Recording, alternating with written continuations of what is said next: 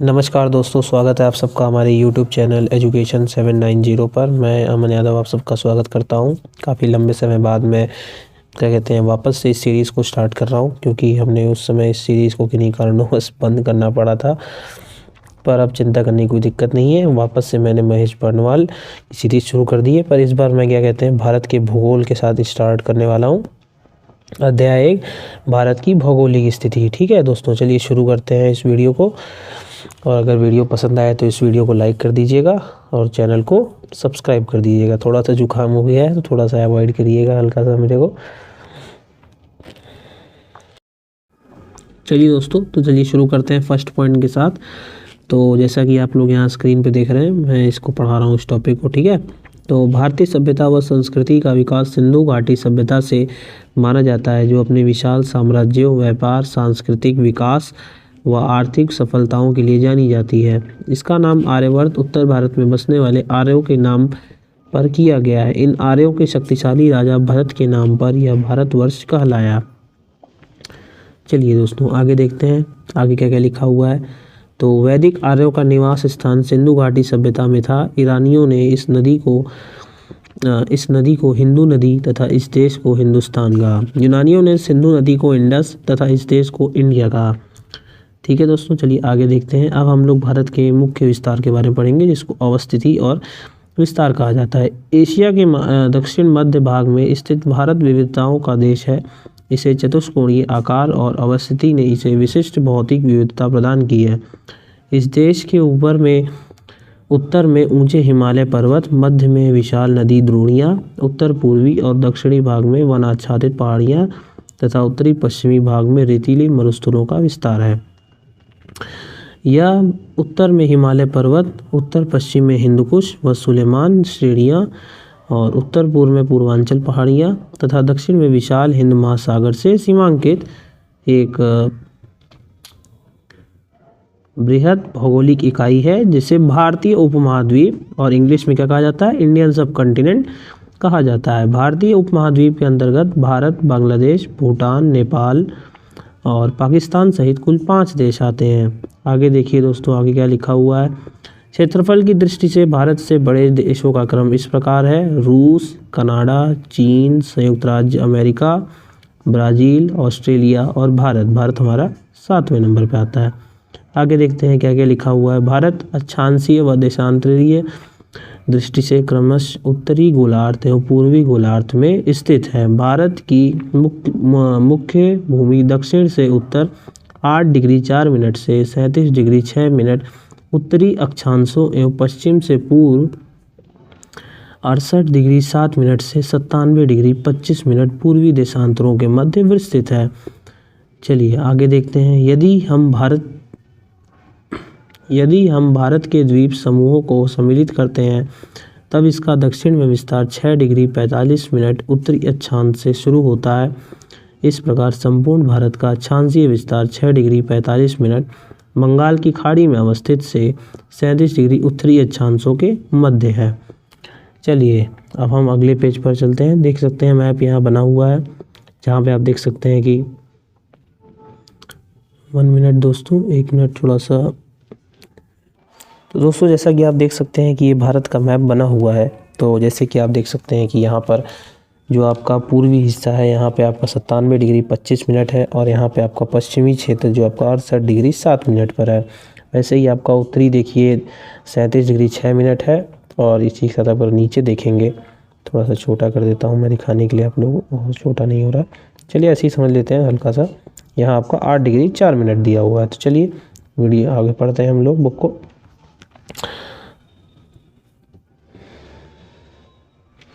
भारत का उत्तरी बिंदु इंदिरा काल 37 डिग्री 6 मिनट उत्तरी अक्षांश है, जो जम्मू कश्मीर राज्य में स्थित है। भारत का मुख्य भूमि का दक्षिणतम बिंदु कन्याकुमारी या केप कमोरिन अंतरीप 8 डिग्री 4 मिनट उत्तरी अक्षांश है, जो तमिलनाडु राज्य में स्थित एक द्वीप है।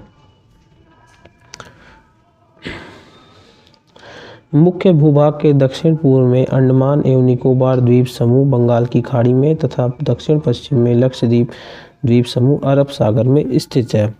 आगे देखते हैं। भारत का सबसे दक्षिणी बिंदु इंदिरा पॉइंट है, जो इन अंडमान एवं निकोबार द्वीप समूह के ग्रेट निकोबार द्वीप का दक्षिणी बिंदु 6 डिग्री 45 मिनट उत्तरी अक्षांश है। यह वर्ष 2004 में सुनामी लहरों के कारण समुद्र में जलमग्न हो गया था। इस बिंदु का पहले पिग्मेलियन पॉइंट या पार्सन पॉइंट के नाम से भी जाना जाता था। भूमध्य रेखा से इसकी दूरी कितनी है दोस्तों, याद रखिएगा 8,876 किलोमीटर। चलिए आगे देखते हैं, आगे क्या लिखा हुआ है। देश की चतुर्दिक अंतिम सीमा बिंदु। तो जो हम बिंदु हमने अभी पैराग्राफ में पढ़े उनको संक्षिप्त में यहाँ दिया गया। जैसे दक्षिणतम बिंदु आपका इंदिरा पॉइंट ग्रेट निकोबार द्वीप, उत्तरतम बिंदु आपका इंदिरा काल जम्मू कश्मीर में है, पश्चिमोत्तर बिंदु गौरमाता गुहार मोती गुजरात में है, पूर्वोत्तर बिंदु किबिथु अरुणाचल प्रदेश में है, मुख्य भूमि की दक्षिण सीमा कन्याकुमारी 8 डिग्री 4 उत्तरी अक्षांश तमिलनाडु में स्थित है। चलिए आगे देखते हैं। अब हम भारत के अक्षांशीय व देशांतरीय विस्तार का प्रभाव पढ़ेंगे कि इससे क्या इफेक्ट है। तो देखिए भारत का अक्षांशीय एवं देशांतरीय विस्तार लगभग समान 30 डिग्री है, परंतु भूमि पर दोनों में वास्तविक दूरी समान नहीं है, क्योंकि दो देशांतरों के बीच की दूरी ध्रुवों की ओर कम हो जाती है, जबकि दो अक्षांशों के बीच की दूरी लगभग सर्वत्र एक समान रहती है। इसलिए भारत का पूर्व से पश्चिम का विस्तार उत्तर से दक्षिण के विस्तार की अपेक्षा कम प्रतीत होता है। आगे देखते हैं क्या लिखा हुआ है। भारत की उत्तर से दक्षिण की वास्तविक दूरी पूर्व से पश्चिम की वास्तविक दूरी से 281 किलोमीटर कम है। इस प्रकार कहा जा सकता है कि भारत की मुख्य भूमि की आकृति चतुष्कोणीय है। अक्षांशीय विस्तार का प्रभाव। कर्क रेखा ट्रॉपिक ऑफ कैंसर या 23.5 डिग्री उत्तरी अक्षांश देश के लगभग मध्य भाग से 8 राज्यों से होकर गुजरता है, जो बड़ा इंपॉर्टेंट है। पहला देखिए गुजरात, फिर राजस्थान, फिर मध्य प्रदेश, फिर छत्तीसगढ़, झारखंड की राजधानी रांची, पश्चिम बंगाल, त्रिपुरा एवं मिजोरम से होकर गुजरता है एवं पड़ोसी देश बांग्लादेश से होकर गुजरती है। 23.5 डिग्री उत्तरी एवं दक्षिणी अक्षांश के मध्य उष्ण कटिबंध का विस्तार है।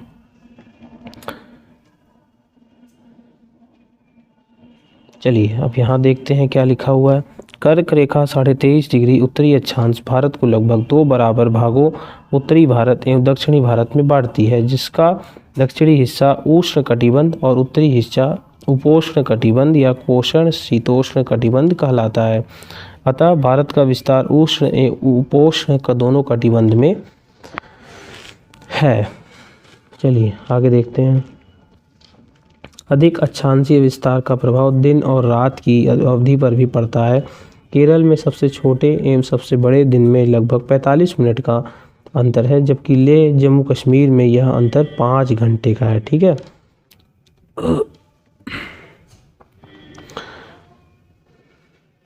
विषुवत रेखा से काफ़ी दूरी पर स्थित भारत के उत्तरी भाग जम्मू कश्मीर में सूर्य की किरणें अत्यंत तिरछी पड़ती हैं, जिसके परिणाम स्वरूप यहाँ सूर्य ताप कम मिलता है और शीत ऋतु में अत्यधिक ठंड पड़ती है। इसके विपरीत भारत का दक्षिणी भाग केरल और तमिलनाडु राज्य विषुवत रेखा से काफ़ी निकट है, अतः यहाँ सूर्य की किरणें अपेक्षाकृत लंबवत सीधी पड़ती हैं और सूर्य ताप अधिक मिलता है। अगर आपको सूर्य ताप के बारे में जानना है तो हमारी वीडियो ऑलरेडी अपलोडेड है।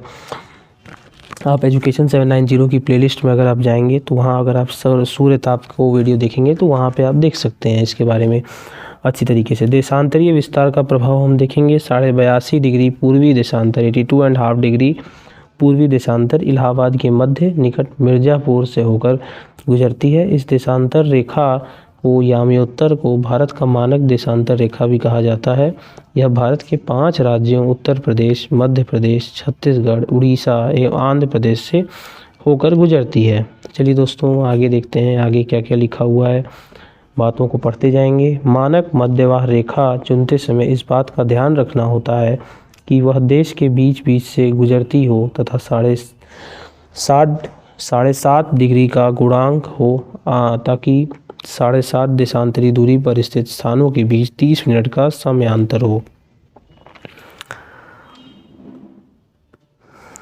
पृथ्वी 24 घंटे में 30 डिग्री घूम जाती है, अतः 1 डिग्री देशांतरी दूरी तय करने में पृथ्वी को 4 मिनट का समय लग जाता है।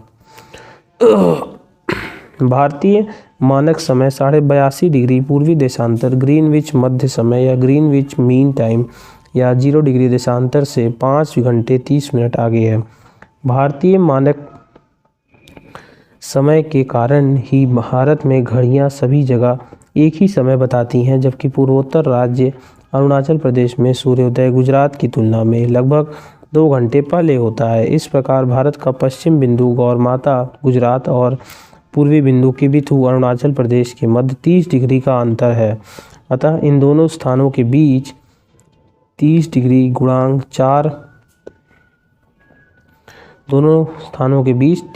गुणांक 4 मिनट 120 मिनट यानी 2 घंटे का हुआ। कुछ ऐसे देश हैं जिनमें अधिक पूर्व पश्चिम विस्तार के कारण एक से अधिक मानक देशांतर रेखाएं हैं।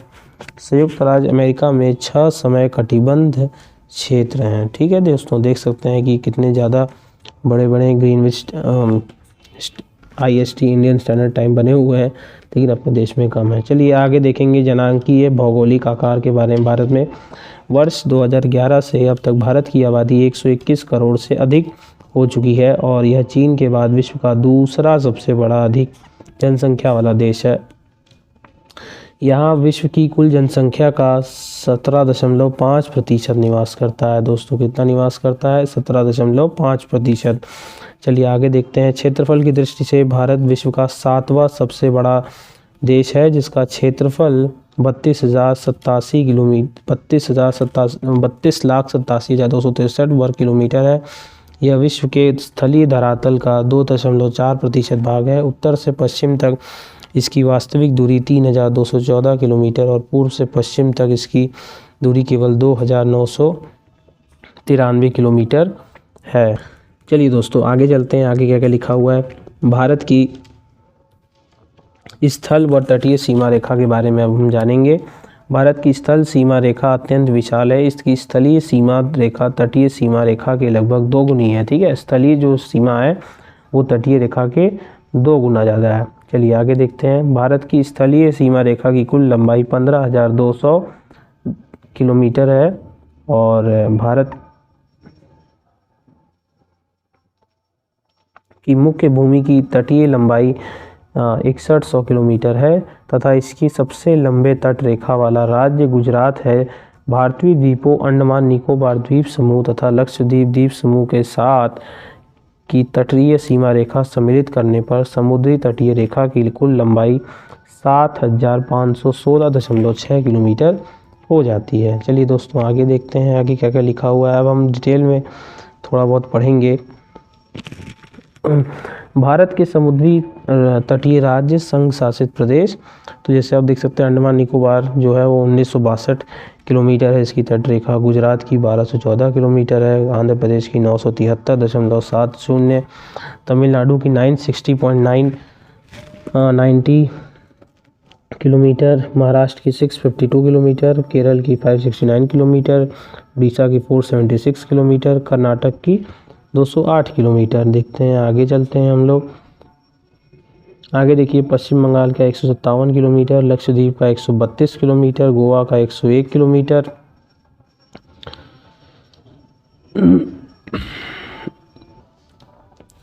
कर्नाटक में 208 किलोमीटर, पश्चिम बंगाल में 157 किलोमीटर, लक्षद्वीप में 132 किलोमीटर, गोवा में 101 किलोमीटर, पुडुचेरी में 47 किलोमीटर और दमन दीव में 42 किलोमीटर। कुल मिला के जो तटीय सीमा रेखा कितनी हो गई? 7,516 किलोमीटर। चलिए अब इधर देखते हैं इधर क्या लिखा हुआ है। तो देख सकते हैं इधर मैप बना हुआ है जो हमारे तटीय राज्य हैं उनके बारे में। देखिए गुजरात, फिर महाराष्ट्र, फिर कर्नाटक, गोवा,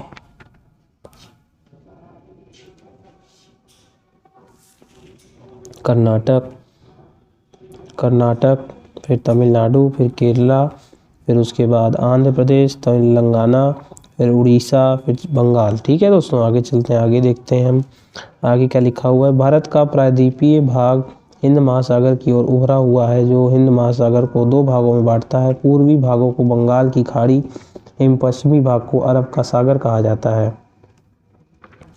प्रायद्वीप के बारे में अब जान लेते हैं क्या लिखा हुआ है। यह स्थल का वह भाग होता है जो तीनों ओर से जल से घिरा होता है। आगे देखते हैं क्या लिखा हुआ है।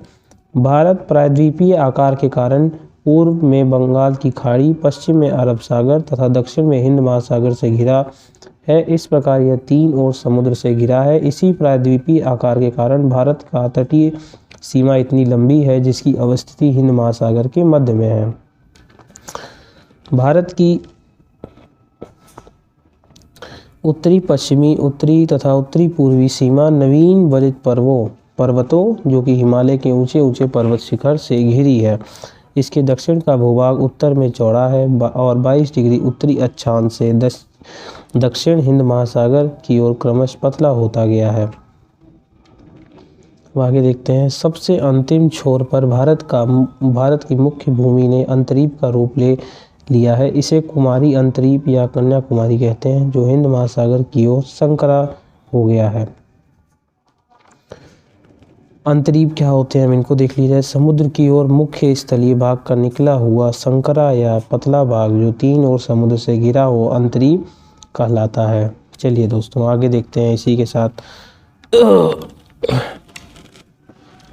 अब हम राजनीति और प्रशासनिक विभाजन के बारे में पढ़ेंगे। प्रशासनिक क्रियाकलापों के लिए देश को पहले देखिए 29 राज्य और 7 थे, पर अब जो है भारत में 28 राज्य और 8 केंद्र शासित प्रदेश हो गए हैं। केंद्र शासित प्रदेशों में बांटा गया है। नई दिल्ली भारत की राजधानी है। ठीक है। स्वतंत्रता प्राप्ति के पश्चात भारत में राज्यों का गठन मुख्यतः भाषाओं के आधार पर हुआ। क्षेत्रफल की दृष्टि से सबसे बड़ा राजस्थान है और सबसे छोटा गोवा है। क्षेत्रफल की दृष्टि से सबसे बड़ा केंद्र शासित प्रदेश अंडमान और निकोबार द्वीप समूह तथा सबसे छोटा केंद्र शासित प्रदेश लक्षद्वीप है। चलिए दोस्तों अभी देख सकते हैं राज्यों का पुनर्गठन कब कब कौन सा राज्य बना, तो ये आप देख सकते हैं। मैं आपको दिखा देता हूँ, इसकी वीडियो मैं जल्दी लेकर आऊँगा तो आप उससे भी देख सकते हैं। तो फिर भी एक नज़र देख लिया जाए। जैसे कि आप देख सकते हैं गुजरात आपका 1 मई 1960, महाराष्ट्र आपका उसी दिन बना था। तो ऐसे मिला जुला के एक ट्रिक बनी हुई है, कंबाइन करके बनाई जाएगी। अभी इसको ऐसे फ़िलहाल मैप से पढ़ना थोड़ा सा मुश्किल होगा, ये पुराना डेटा है, इसको थोड़ा सा चेंज करना पड़ेगा। अब देख सकते हैं कि विदेशी शासन अधीनस्थ क्षेत्र व भारत में उनका समेकन, जैसे चंद्रनगर 26 किलोमीटर है 19 जून 1949 को, पुडुचेरी 280 किलोमीटर 1 नवंबर 1954 को, कराईकल 135 वर्ग किलोमीटर 1 नवंबर 1954 को, माहे 59 किलोमीटर 1 नवंबर 1994, यनम 15 किलोमीटर 1 नवंबर 1954 को। तो ये फिर ऐसे ही पुर्तगाल के अधीनस्थ, ये फ्रांस के अधीनस्थ क्षेत्र हैं ये 5। ठीक है। अब ऐसे ही यहाँ पे जो है पुर्तगाल के अंदर जैसे दादर हो गया, इसके अभी वर्ग किलोमीटर के बारे में कोई जानकारी नहीं है। तो ये जो है भारत में 21 जुलाई 1954 को शामिल हुआ। नगर हवेली 554 किलोमीटर 2 अगस्त 1954 को, दमन और दीव 35 किलोमीटर 19 दिसंबर 1964 को, गोवा 3090 किलोमीटर 21 दिसंबर 1961 को। चलिए दोस्तों आगे चलते हैं। ये देख सकते हैं पूरी डिटेल दी गई है कि राजस्थान और मध्य प्रदेश, महाराष्ट्र जितने भी राज्य हैं अपने यहाँ 28 राज्य, उन सब के बारे में इसमें दिया गया है।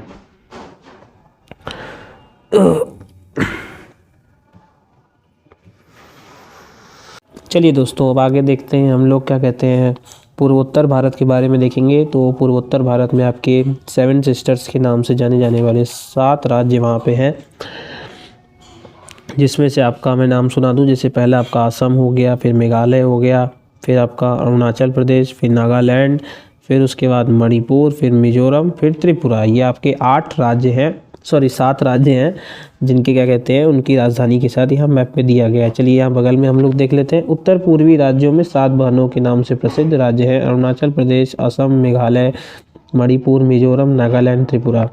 अब बांग्लादेश से साझा संबंध साधने वाले 5 राज्य जो भारत के हैं, मिजोरम 180 वर्ग किलोमीटर, असम 262 वर्ग किलोमीटर, मेघालय आपका 483 वर्ग किलोमीटर, त्रिपुरा आपका 856 वर्ग किलोमीटर, पश्चिम बंगाल आपका 2217 वर्ग किलोमीटर। चलिए आगे देखते हैं आगे क्या दिखा हुआ है। आगे आपका भारत और विश्व के बारे में दिया गया है। तो भारतीय भूखंड एशिया महाद्वीप के पूर्व और पश्चिम के मध्य में स्थित है। भारतीय भूभाग एशिया महाद्वीप का दक्षिणी विस्तार है। हिंद महासागर पश्चिम में यूरोपीय देशों और पूर्वी एशियाई देशों को मिलाता है एवं भारत को केंद्रीय स्थिति प्रदान करता है। भारत में विश्व में भारत एकमात्र ऐसा देश है जिसके नाम पर एक महासागर हिंद महासागर का नाम पड़ा है। इसका प्रमुख कारण यह है कि हिंद महासागर में भारत जैसी महत्वपूर्ण अवस्थिति एशिया के किसी अन्य देश की नहीं है। इस प्रकार यह दक्षिण एशिया में भारत की महत्वपूर्ण स्थिति को दर्शाता है। इसकी विशालता ने इसे उपमहाद्वीप की संज्ञा दी है। चलिए आगे देखते हैं। भारत अपनी प्रायद्वीपीय आकृति के कारण हिंद महासागर के शीर्ष पर स्थित है। पश्चिमी तट से यूरोपीय देश, दक्षिण पश्चिम एशिया एवं अफ्रीका तथा पूर्वी तट से एशियाई देशों तथा ऑस्ट्रेलिया के साथ भारत का संबंध स्थापित करने में सुविधा होती है। अभी देखिए भारत की अंतर्राष्ट्रीय सीमा कौन कौन से देश उससे मिलते हैं। तो जैसे कि आप देख सकते हैं पाकिस्तान उसका पहला साझा है, दूसरा अफ़गानिस्तान भी था, लेकिन अभी क्या कहते हैं ये जो एरिया है पूरी ये वाली ये पाक अधिकृत कश्मीर में जा चुकी है। और फिर नेपाल से है साझा हमारा, चीन से भी है जो अभी चीन अधिकृत कर रखा है, और कुछ एरिया है अभी भी। भारत भूटान हो गए, फिर आपका म्यांमार हो गया। ठीक है, चलिए आगे चलते हैं। देखिए देख सकते हैं यहाँ पे भारत की अंतर्राष्ट्रीय सीमा और की लंबाई और संबंध राज्य। तो बांग्लादेश आपका 4096 किलोमीटर 5 राज्यों में संबंध है उसका। पश्चिम बंगाल, मेघालय, मिजोरम, त्रिपुरा, असम जो हम ऊपर पढ़ चुके हैं। चीन 3448 किलोमीटर मैकमोहन रेखा 5 राज्यों से। जम्मू कश्मीर, हिमाचल प्रदेश, उत्तराखंड, सिक्किम, अरुणाचल प्रदेश। फिर उसके बाद आपका पाकिस्तान है 323 किलोमीटर। रेड क्लिफ 4 राज्यों से, गुजरात, राजस्थान, पंजाब, जम्मू कश्मीर। फिर नेपाल 1751 5 राज्यों से, उत्तर प्रदेश, बिहार, पश्चिम बंगाल, सिक्किम, उत्तराखंड। फिर उसके बाद आपका म्यांमार आएगा 1643 किलोमीटर जो कि 4 राज्य से है, अरुणाचल प्रदेश, नागालैंड, मिजोरम, मणिपुर। फिर यहाँ पे आपका भूटान 699 किलोमीटर, पश्चिम बंगाल, सिक्किम, अरुणाचल प्रदेश, असम से। और फिर आपका अफ़गानिस्तान जैसा कि मैंने ऊपर बताया 106 किलोमीटर डूरंड रेखा, और जम्मू कश्मीर से था लेकिन अभी पाक अधिकृत है। ठीक है, चलिए आगे देखते हैं। कुल मिलाकर स्थलीय सीमा कितनी हो गई 15,106 किलोमीटर। भारत के जल क्षेत्रों के बारे में अब हम लोग पढ़ेंगे। तो भारत की जलीय सीमा को अंतर्राष्ट्रीय व्यवस्था के अनुरूप 3 मंडलों में वर्गीकृत किया गया है। ठीक है, थोड़ा सा जूम कर लेता हूँ। प्रादेशिक जल सीमा जिसको टेरिटोरियल सी कहते हैं, या तटरेखा से 12 नॉटिकल मील तथा समुद्री मील तक का क्षेत्र है। भारत को इस क्षेत्र में सभी प्रकार के संसाधनों के दोहन का पूर्ण अधिकार प्राप्त है। आगे देखिए आगे क्या लिखा हुआ है। आगे संलग्न क्षेत्र कंटिन्यूअस जोन, यह प्रादेशिक जल सीमा से लेकर अर्थात 12 नॉटिकल मील से 24 नॉटिकल मील के मध्य स्थित है। अप्रवासी कानून, सीमा शुल्क, पर्यावरणीय स्वच्छता तथा राजकोषीय अधिकार से संबंधित कानून इस क्षेत्र में लागू होता है। आगे देखिए आगे क्या लिखा हुआ है। अनन्य आर्थिक क्षेत्र एक्सक्लूसिव इकोनॉमिक जोन EEZ, यह 24 से 200 नॉटिकल मील के मध्य कुल 176 नॉटिकल मील की चौड़ाई में स्थित है। इस क्षेत्र के अंतर्गत भारत की सागरीय जल शक्ति, सागरीय संसाधनों व जीवों का सर्वेक्षण, विदोहन, संरक्षण और अनुसंधान की शक्ति और खनिज संपदा के विदोहन का अधिकार प्राप्त है। आगे देखिए भारत की जलीय सीमा के बारे में अब हम लोग देखने जा रहे हैं। तो भारत और श्रीलंका के बीच में कौन सी सीमा है, जलीय सीमा। इनके मध्य सीमा बनाने वाले स्थानों का उत्तर से दक्षिण की ओर और क्रम निम्नलिखित है। पाक की खाड़ी, पंबन द्वीप जिसको रामेश्वरम या एडम्स ब्रिज कहा जा सकता है, रामेश्वरम, एडम्स ब्रिज एवं मन्नार की खाड़ी। अब देखिए भारत और इंडोनेशिया के बीच में, भारत के ग्रेट निकोबार और इंडोनेशिया के बीच सुमात्रा द्वीप के मध्य स्थित ग्रेट या महान चैनल इनके मध्य जलीय सीमा बनाते हैं।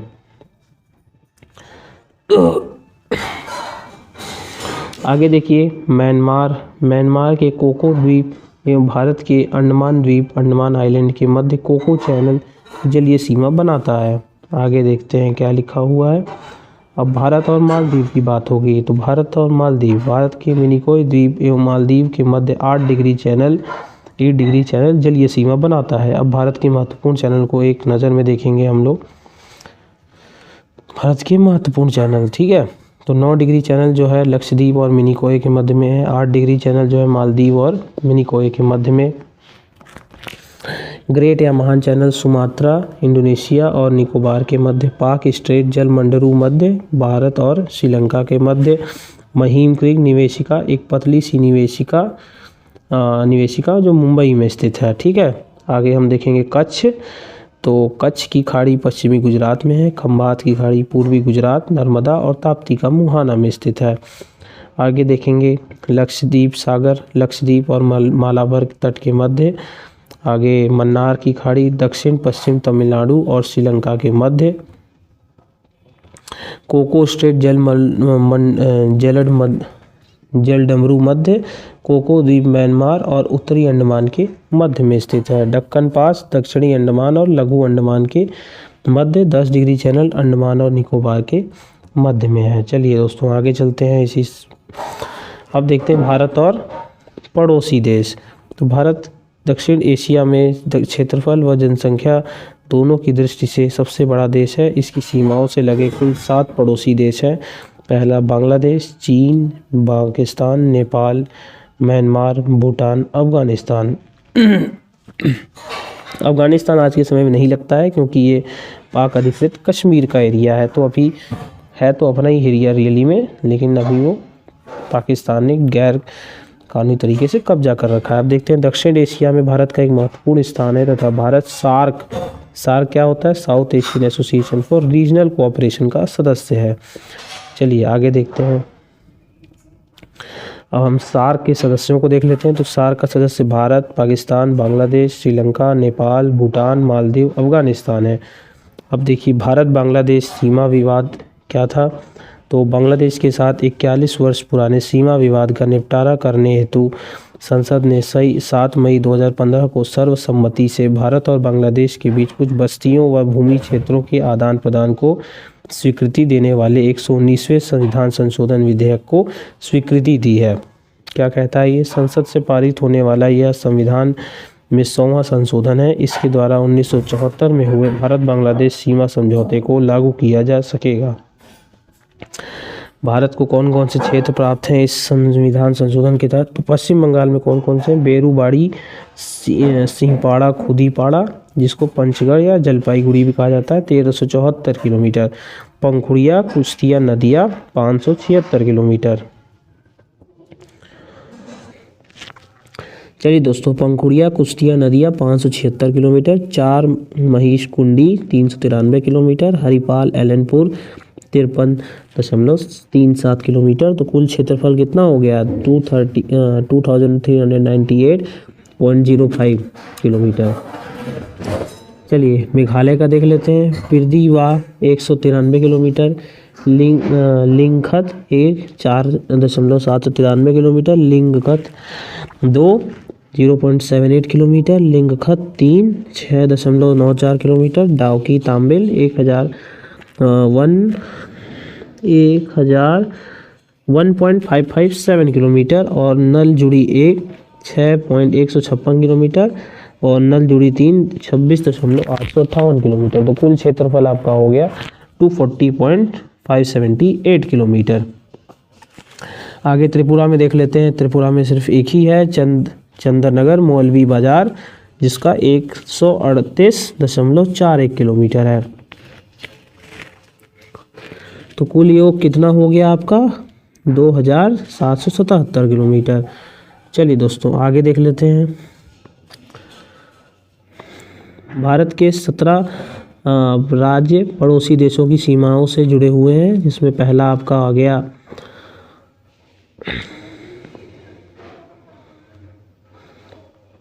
पश्चिम बंगाल, असम, मेघालय, त्रिपुरा, मिजोरम, मणिपुर, नागालैंड, सिक्किम, अरुणाचल प्रदेश, बिहार, उत्तर प्रदेश, उत्तराखंड, हिमाचल प्रदेश, पंजाब, जम्मू कश्मीर, राजस्थान, गुजरात। ये 17 राज्य थे जो किसी न किसी सीमा से जुड़े हुए हैं। भारत की स्थलीय सीमाएं उत्तर पश्चिम में पाकिस्तान और अफगानिस्तान, उत्तर में चीन, नेपाल व भूटान तथा पूर्व में म्यांमार, बांग्लादेश के साथ जुड़ी हुई हैं। जलीय व समुद्री सीमा से संबंध 7 देश Bangladesh, Myanmar, Thailand, Indonesia, Sri Lanka, Maldives, Pakistan. ठीक है, बांग्लादेश को प्राप्त क्षेत्र है। तो बोसूमारी, मधुगारी, कुश्तिया नदियाँ 1358 किलोमीटर, आधार कोटा 338 किलोमीटर, बेरूबाड़ी, पंचगढ़, जलपाईगुड़ी 260 किलोमीटर, कुल मिला के 1957 किलोमीटर। मेघालय में कौन सा है? लोबाचेरी, ननचेरा 41 किलोमीटर, और असम में जो है आपका ठाकुरानी बाड़ी, कालाबाड़ी, बोरईबाड़ी, कुल्लीग्राम, धुबरी 193 किलोमीटर, पल्लाथल, मौलवी बाजार, करीमगंज 74 किलोमीटर। तो कितना हो गया? 268.39 किलोमीटर हो गया, कुल मिला के 2267 किलोमीटर। दोस्तों आप देख सकते हैं कि बांग्लादेश और भारत की कितनी भूमियाँ आदान प्रदान की गई थी। ठीक है दोस्तों, तो ये वैसे उतना जरूरी नहीं है। चलिए आगे देखते हैं। अब भारत पाकिस्तान का सीमा निर्धारण, ठीक है, अब देखते हैं इसको। थोड़ा जूम अप कर लेता हूँ मैं, 1 मिनट। हाँ चलिए आगे देखते हैं। भारत और पाकिस्तान के बीच की सीमा पूर्णतः स्थलीय एवं कृत्रिम है, जो कश्मीर से आरंभ होकर पंजाब, पश्चिमी राजस्थान और कच्छ प्रदेश तक विस्तृत है। आगे देखते हैं। पाकिस्तान शासित कश्मीर का सीमांत क्षेत्र पर्वतीय है। इस पर पाकिस्तान अवैध रूप से अधिकार किए हुए है। गुजरात, राजस्थान व पंजाब की पाकिस्तान के मध्य लगभग 3323 किलोमीटर लंबी सीमा रेखा है। आगे देखते हैं क्या लिखा हुआ है। भारत और पाकिस्तान के बीच सतलज और रावी नदियाँ कुछ दूरी तक प्राकृतिक सीमा बनाती हैं। अमृतसर जिले में रावी नदी और दक्षिण की ओर फिरोजपुर जिले में सतलज नदी भारत और पाक की सीमा निर्धारित करती है। भारत और पाकिस्तान के बीच हुए वर्ष 1971 के युद्ध के उपरांत पाकिस्तान और भारत के बीच की नियंत्रण रेखा का निर्धारण किया गया है। रेडक्लिफ लाइन विभाजन के बाद 17 अगस्त 1947 को भारत व पाकिस्तान के बीच निर्धारित की गई सीमा रेडक्लिफ रेखा के नाम से जानी जाती है। इस रेखा का निर्धारण बॉर्डर कमीशन द्वारा किया गया था। कमीशन को पंजाब व बंगाल प्रांत का विभाजन हिंदू मुस्लिम जनसंख्या के आधार पर करना था। क्योंकि इस कमीशन के अध्यक्ष सर सिरिल रेडक्लिफ थे, तो इन्हीं के नाम पर सीमा क्षेत्र का नाम रेडक्लिफ रेखा रख दिया गया। ठीक है, अब पढ़ेंगे नियंत्रण रेखा LOC, line of control. LOC Jammu व कश्मीर में भारत व पाकिस्तान के आधिपत्य वाले क्षेत्र में बीच की रेखा है। इसके दोनों देशों के सैनिक तैनात रहते हैं। यह दोनों देशों के बीच एक काल्पनिक सीमा रेखा है। इसे अंतर्राष्ट्रीय मान्यता प्राप्त नहीं है। वस्तुतः पहले इस रेखा को सीज फायर लाइन के नाम से जाना जाता था। चलिए दोस्तों, अब देखते हैं पाक अधिकृत कश्मीर, जो हमारे दुश्मन राज्य पाकिस्तान ने कब्जा कर रखा है। चलिए देखते हैं कि उसने ऐसा किस लिए किया, क्या कारण था उसका। तो पाक अधिकृत कश्मीर, तो वर्ष 1947 में स्वतंत्रता के उपरांत पाकिस्तान के स्थानीय कबायलियों की सहायता से कश्मीर पर आक्रमण कर दिया और एक बड़े भूभाग को हस्तगत कर लिया। यही हस्तगत क्षेत्र पाक अधिकृत कश्मीर कहलाता है। यह वर्तमान में भी पाकिस्तान के अधिकार क्षेत्र में है। पाक अधिकृत कश्मीर की राजधानी मुजफ्फराबाद है। ठीक है दोस्तों, मुजफ्फराबाद है। देखते हैं कब इसको हम वापस लेंगे ज़रूर। बस अपने देश के नेताओं का कुछ करना पड़ेगा तभी। चलिए आगे देखते हैं। भारतीय म्यांमार के बीच सीमा रेखा। दोनों देशों के बीच हिमालय से निकलने वाली पूर्वी पर्वत श्रेणियां, जिसमें लुशाई, पटकोई और अराकानयोमा सम्मिलित है, स्थलीय सीमा बनाती हैं। ये भारत को इरावदी नदी की घाटी द्वारा म्यांमार से अलग करती हैं। आगे देखते हैं। पूर्व की ओर तिब्बत से आने के लिए ब्रह्मपुत्र की घाटी और चीन की ओर से आने के लिए मेकांग, इरावदी और साल्विन नदियों की घाटियों में एन, तुंगप, मणिपुर, तुलु और तेलु दर्रे हैं। लेकिन अराकान योमा के वनों से आच्छादित होने तथा घाटी गहरी और धरातल उबड़ खाबड़ होने से इनका उपयोग व्यापार अथवा प्रवास के लिए कम ही किया जाता है।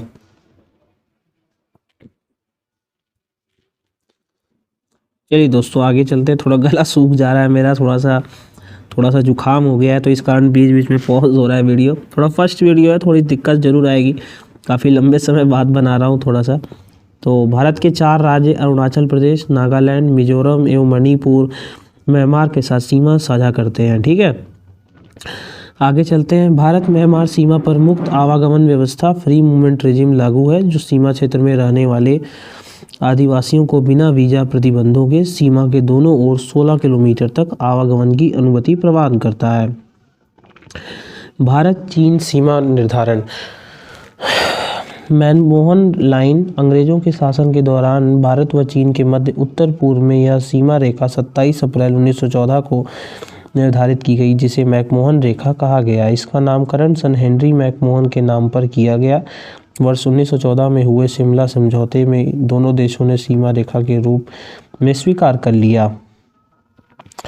आगे देखते हैं। ब्रिटिश व तिब्बत ने भी इसे आधिकारिक तौर पर सीमा रेखा मान लिया, लेकिन चीन प्रतिनिधि की ओर से सीमा रेखा पर हस्ताक्षर करने के बावजूद चीनी सरकार ने इसका अनुमोदन नहीं किया। वर्तमान में भारत तो इसे सीमा मानता है, लेकिन चीन इसे तथाकथित मैकमोहन रेखा कहता है।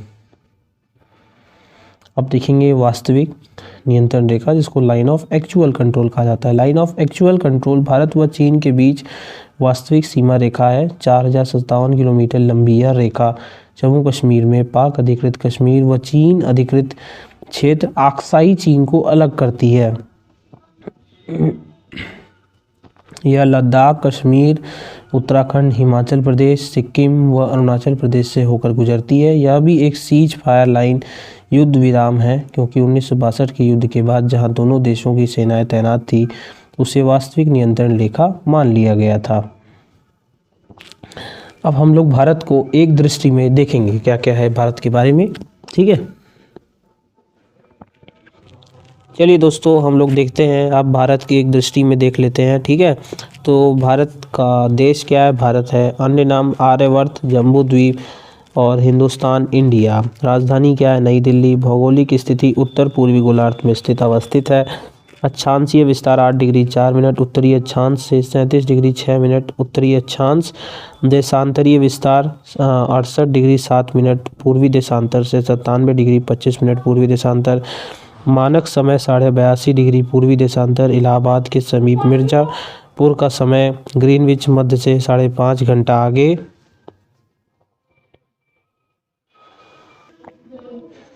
साढ़े 5 घंटा आगे। 82.5 डिग्री पूर्वी देशांतर। भारत के 5 राज्यों से उत्तर प्रदेश, मध्य प्रदेश, छत्तीसगढ़, उड़ीसा, आंध्र प्रदेश से होकर गुजरती है। भौगोलिक विस्तार लंबाई क्या है? उत्तर से दक्षिण 3214 किलोमीटर। चौड़ाई पूर्व से पश्चिम 2993 किलोमीटर। स्थलीय सीमा 15,106.7 किलोमीटर। जलीय सीमा 7,516 किलोमीटर। ठीक है, आगे देखते हैं। प्रादेशिक जल सीमा समुद्र तट से 12 समुद्री मील तक। संलग्न क्षेत्र प्रादेशिक जल सीमा से आगे 24 समुद्री मील तक। अनन्य आर्थिक क्षेत्र संलग्न क्षेत्र से 200 समुद्री मील तक। जलवायु मानसूनी जलवायु। क्षेत्रफल 32,87,263 किलोमीटर। विश्व के कुल क्षेत्रफल का प्रतिशत 2.4%। क्षेत्रफल की दृष्टि से विश्व में स्थान 7वां है। कुल जनसंख्या, अभी तो फिलहाल डेटा चेंज हो चुका है, पर फिलहाल मैं ये बता देता हूँ आपको। 1,21,08,54,977 किलोमीटर। ये विश्व की कुल जनसंख्या का 17.74% है। जनसंख्या की दृष्टि से विश्व में स्थान द्वितीय है। पुरुष जनसंख्या 62 लाख।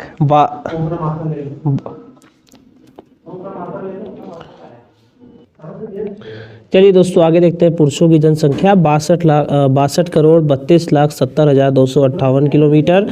महिला जनसंख्या, हाँ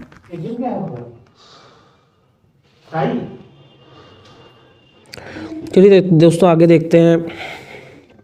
महिला जनसंख्या 58,75,84,719 किलोमीटर। चलिए ग्रामीण जनसंख्या 83.37 करोड़ है, जो 68.8% है। शहरी जनसंख्या 37.71 करोड़, मतलब 31.2% है। दशकीय जनसंख्या वृद्धि दर 17.7%।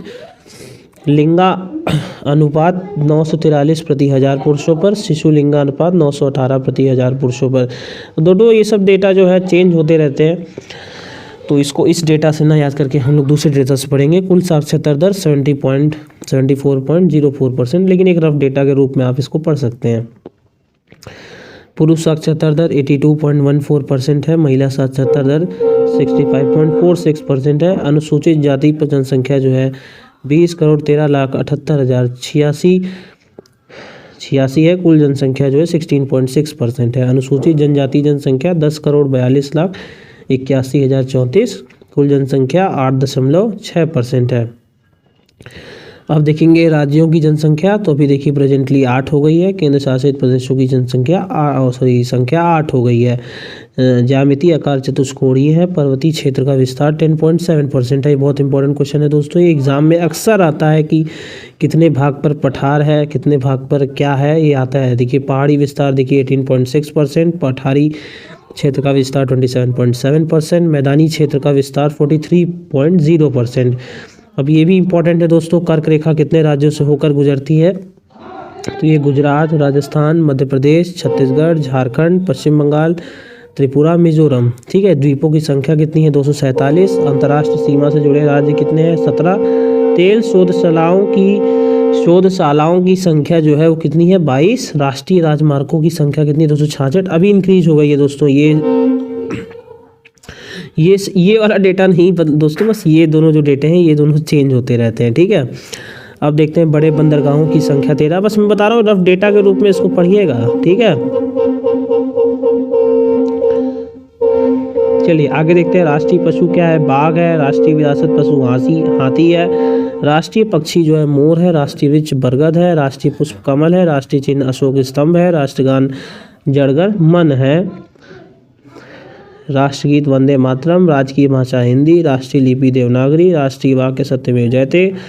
राष्ट्रीय ध्वज तिरंगा। राष्ट्रीय नदी गंगा। राष्ट्रीय जलजीव डॉल्फिन। दोस्तों यही आपका वीडियो समाप्त होता है, और इस वीडियो में मैं जानता हूँ बहुत गलतियाँ भी हो गई हैं मेरे बोलने में और काफ़ी, लेकिन फर्स्ट टाइम था तो कुछ गलतियाँ हो सकती हैं। तो दोस्तों नेक्स्ट टाइम हम इसमें सुधार करेंगे, और वीडियो पसंद आया तो लाइक कर दीजिएगा, कम से कम इतनी मेहनत जो हुई है, और चैनल को सब्सक्राइब कर दीजिएगा और पूरा सुनिएगा वीडियो, जिससे आपको काफ़ी कुछ हद तक याद हो जाए डेटा इसमें।